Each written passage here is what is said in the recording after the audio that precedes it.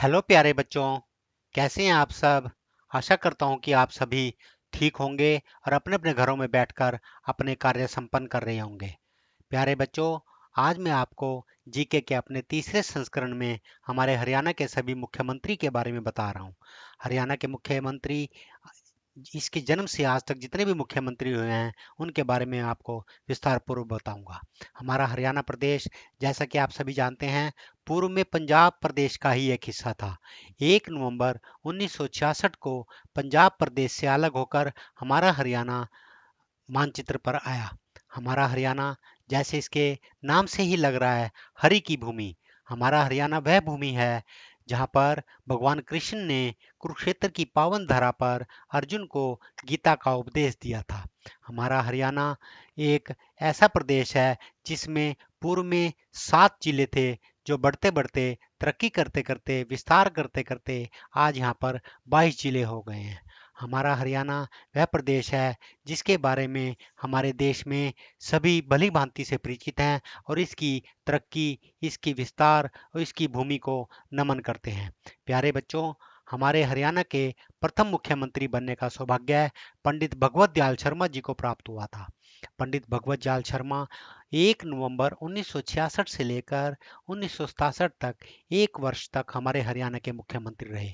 पंडित भगवत दयाल शर्मा जी ये वो इंसान थे जिनके सुपुत्र भी, जिन्होंने हमारे हरियाणा की राजनीति में कदम रखा, और पंडित राजेश शर्मा हमारे हरियाणा के खेल मंत्री के रूप में हम उन्होंने हमारे प्रदेश की सेवा की। राजनीति के बाद हमारे भगवत दयाल शर्मा जी मध्य प्रदेश में ये राज्यपाल भी रहे। 1977 के आम चुनाव में करनाल से ये लोकसभा के लिए सदस्य निर्वाचित हुए। पंडित भगवत दयाल शर्मा के बाद हमारे हरियाणा के मुख्यमंत्री बनने का सौभाग्य राव वीरेंद्र सिंह जी को प्राप्त हुआ। राव वीरेंद्र सिंह जी रिवाड़ी के से बिलोंग करते थे और ये 2 वर्ष तक हमारे हरियाणा के मुख्यमंत्री रहे। आज के समय में राव इंद्रजीत सिंह जी, जो प्रदेश में एक मेंबर ऑफ पार्लियामेंट भी हैं और हमारी सेंट्रल गवर्नमेंट में मंत्री परिषद का एक हिस्सा भी हैं, वो राव वीरेंद्र सिंह जी के सुपुत्र हैं। राव वीरेंद्र सिंह जी के बाद हमारे हरियाणा के प्रदेश के मुख्यमंत्री बनने का सौभाग्य चौधरी बंसीलाल जी को प्राप्त हुआ। चौधरी बंसीलाल जी 1969 से लेकर 1976 तक 7 वर्ष तक हमारे हरियाणा के लगातार मुख्यमंत्री रहे। 1976 में श्रीमती इंदिरा गांधी जी ने इन्हें अपनी सेंट्रल गवर्नमेंट में रक्षा मंत्री जैसा महत्वपूर्ण पद दिया। ये चौधरी बंसीलाल जी के बारे में मशहूर है। हमारे हरियाणा के हर गांव में बिजली पहुंचाने का कार्य है, हमारे हर गांव को सड़क से जोड़ने का कार्य है, चौधरी बंसीलाल जी के कार्यकाल में हुआ। चौधरी बंसीलाल जी हरियाणा के विकास पुरुष के नाम से जाने जाते हैं। चौधरी बंसीलाल जी के सुपुत्र चौधरी सुरिंदर सिंह जी भी हरियाणा के मंत्री रहे हैं। इनकी पुत्र वधु किरण चौधरी हरियाणा की मंत्री रही हैं। इनकी पौत्री श्रुति चौधरी भी भिवानी जिले से हरियाणा की जो है मेंबर पार्लियामेंट रही हैं। चौधरी बंसीलाल जी के बाद 1977 में बनारसी दास गुप्ता जी को हरियाणा का मुख्यमंत्री बनने का सौभाग्य प्राप्त हुआ। बनारसी दास गुप्ता भिवानी के एक अग्रणी वैश्य परिवार से संबंधित रखते थे, लेकिन 1 वर्ष तक 1977 तक ही इनका अपना कार्यकाल रहा। और 1977 के जब हमारे प्रदेश के आम चुनाव हुए तो उस समय जनता पार्टी की सरकार आई और चौधरी देवीलाल जी को हमारे हरियाणा का मुख्यमंत्री बनने का सौभाग्य प्राप्त हुआ। चौधरी देवीलाल जी एक किसान परिवार से संबंध रखते थे और सिरसा जिले में चौटाला गांव में इनका अपना पैतृक घर है और ये लगातार 2 वर्ष तक हमारे हरियाणा के मुख्यमंत्री के पद पर सुशोभित रहे। 1979 में इन्हें किन्हीं कारणवश अपने पद से इस्तीफा देना पड़ गया और चौधरी भजनलाल जी को हरियाणा का मुख्यमंत्री बना गया। चौधरी भजनलाल जी सिरसा के आदमपुर से ये मेंबर ऑफ एमएलए निर्वाचित हुए और ये लगातार 7 वर्ष तक हमारे प्रदेश के इन्हें मुख्यमंत्री बनने का कार्य करने का इन्हें सौभाग्य रहा।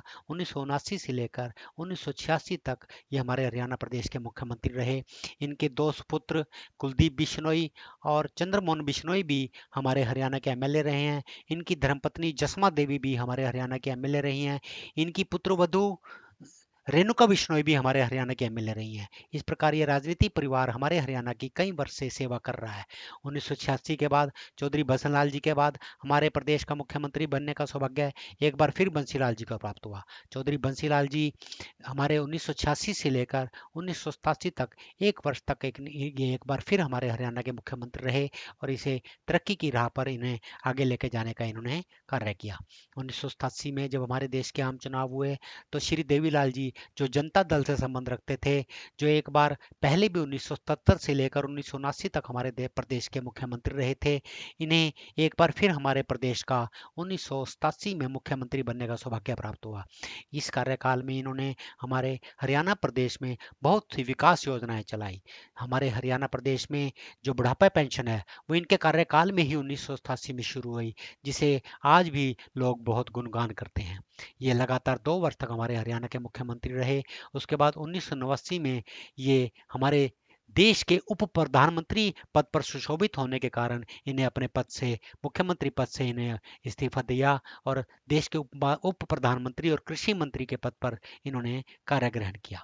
1989 में इनके सुपुत्र ओम प्रकाश चौटाला जी हमारे प्रदेश के मुख्यमंत्री बनाए गए। श्री ओम प्रकाश चौटाला जी एक वर्ष तक हमारे मुख्यमंत्री रहे, लेकिन 1990 में इन्हें अपने कार्यकाल से किसी कारणवश इस्तीफा देना पड़ गया, जिस कारण चौ श्री बनारसी दास गुप्ता जी को एक बार फिर हमारे हरियाणा के मुख्यमंत्री की बागडोर सौंपी। इससे पूर्व में बनारसी दास गुप्ता जी 1976 से लेकर 1977 एक वर्ष तक हरियाणा के मुख्यमंत्री रह चुके हैं।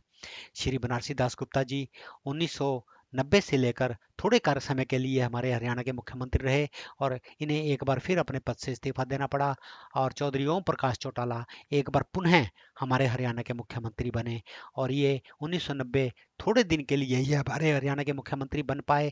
एक बार फिर इन्हें किसी कारणवश अपनी कुर्सी से हाथ धोना पड़ा और इन्हें इस्तीफा देना पड़ा और इनके इस्तीफे के बाद श्री हुकम सिंह जी उन्हें हमारे हरियाणा का मुख्यमंत्री बनाया गया।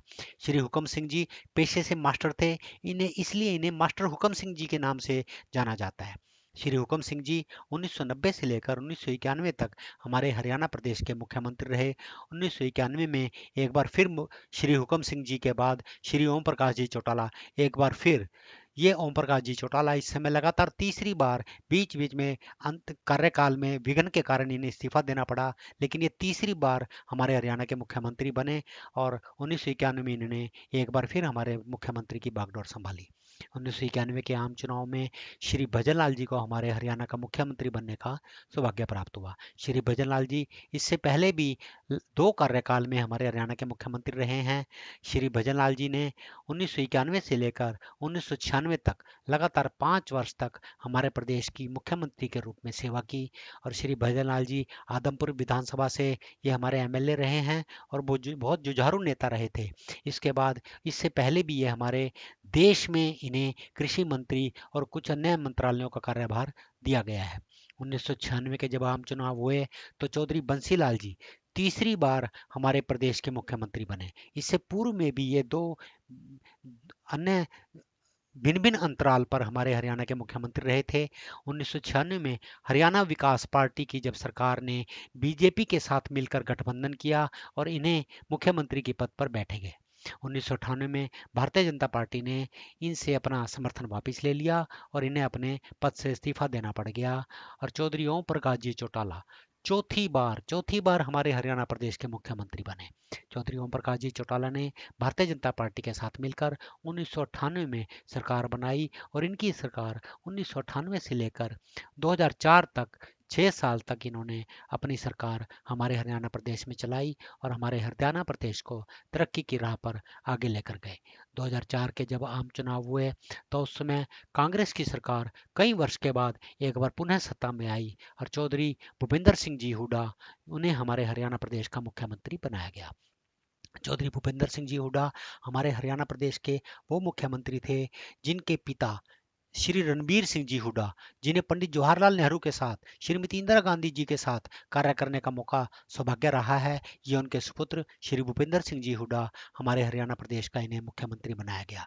श्री भूपेंद्र सिंह जी हुड्डा 2004 से लेकर 2009 तक लगातार 5 वर्ष तक इन्होंने अपना कार्यकाल पूरा किया और 2009 के आम चुनाव में एक बार इन्हें फिर हमारे हरियाणा प्रदेश की बागडोर सौंपी गई। इस प्रकार हमारे हरियाणा प्रदेश के लगातार 10 वर्ष तक बिना किसी निर्विघ्न के मुख्यमंत्री का दायित्व निभाने का मौका श्री भूपेंद्र सिंह जी हुड्डा को प्राप्त हुआ। श्री भूपेंद्र सिंह जी हुड्डा 2004 से 2014 तक 10 वर्ष तक हमारे हरियाणा के मुख्यमंत्री रहे और इस दौरान इन्होंने हमारे हरियाणा में भिन्न भिन्न विकास योजनाएं शुरू की, जिनकी वजह से आज हमारा हरियाणा प्रदेश देश के अग्रणी राज्यों में गिना जाता है। 2014 के जब आम चुनाव हुए तो श्री मनोहर लाल जी को हमारे हरियाणा का मुख्यमंत्री बनाया गया। श्री मनोहर लाल जी करनाल से एमएलए बने थे और करनाल से एमएलए बनने के बाद हमारे प्रदेश के मुख्यमंत्री बने। श्री मनोहर लाल जी शायद देश के उन गिने चुने नेताओं में शामिल हैं जो कभी जिन्होंने एमसी का भी इलेक्शन नहीं लड़ा था, जिन्हें कभी एमएलए का भी इलेक्शन नहीं लड़ा था, लेकिन अपने पहले ही चुनाव में जीत हासिल करके ये किसी प्रदेश के इन्हें मुख्यमंत्री बनने का सौभाग्य प्राप्त हुआ। 2014 से लेकर 2019 तक लगातार 5 वर्ष तक इन्होंने हमारे देश में मुख्यमंत्री का कार्य किया और 2019 के आम चुनाव में जब भारतीय जनता पार्टी की एक बार फिर हरियाणा में सरकार बनी तो 2019 में ही श्री मनोहर लाल जी को एक बार फिर हमारे हरियाणा का मुख्यमंत्री बनाया गया। श्री मनोहर लाल जी के नेतृत्व में आज के समय में हमारा हरियाणा प्रदेश चहुमुखी प्रगति कर रहा है। तो प्यारे बच्चों, इस प्रकार मैंने आप सबको 1 नवंबर 1966 से आज तक जितने भी हमारे हरियाणा के मुख्यमंत्री हुए हैं उन सब के बारे में विस्तार से बताया है। आशा करता हूँ कि आपको ये जीके सीरीज पसंद आई होगी। बहुत बहुत धन्यवाद। थैंक यू बच्चों।